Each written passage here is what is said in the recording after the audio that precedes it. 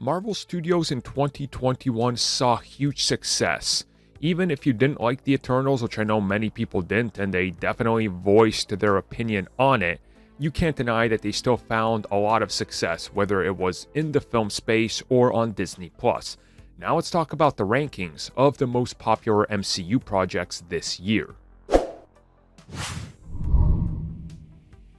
When it comes to 2021, just this year alone, we saw more Marvel Studios content than the entirety of entire phases in terms of hours and character development, which is honestly quite shocking, but this is just the way of the future. So when it comes to ranking the projects, what's hit the internet, the searches, the popularity, the impressions, and all that, it's definitely an interesting list when you start looking at it. And of course, the popularity of certain franchises and characters, discussions, all can be rolled into one, whether it's positive or negative, whether it's controversial or not. For example, the most popular Marvel Studios project this year on Google happens to be Black Widow. Now, you're probably thinking about that, wait a second, wait. But Spider-Man, right? But this and that, but WandaVision, yes, but consider the controversy in relation to Black Widow. That was on every single big trade and small news outlet across the world. So that's why. So Black Widow was one of the most popular, if not the most popular discussed thing in the world this year, just by the connection to Scarlett Johansson, whether you agree with that or not, but that's how it's kind of lumped into it. Of course, on this list, we also saw the Eternals, and again, it's the same situation with it because, well, the Eternals, there was a lot of hype going into it, and then there was a lot of chaos coming out of it. So, it's another piece of discussion.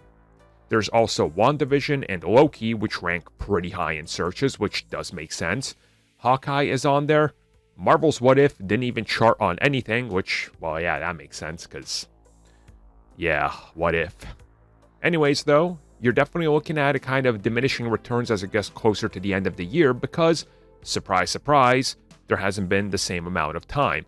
But overall, if you're looking at the popularity and ranking every Marvel Studios project, in the top 25, they all land in there. Again, outside of What If, but that's a completely different thing. That's animated and all that. So it's pretty good. It's got to be a pretty good, metric to look at how high your search volume is and impressions and social media hits and go, well, yeah, we're doing something right, even if some of it's bad or even if some of it's controversial. Remember, it's always been said, if people are talking about you, even if it's bad, it's good because it's going to get you noticed. And that's just one of those things that's true. So this, I think, proves it. I mean, whoever would have thought that if you look at the highest trending films of 2021, that the Eternals would be number 2. But again, controversy creates cash. And that's kind of it, right?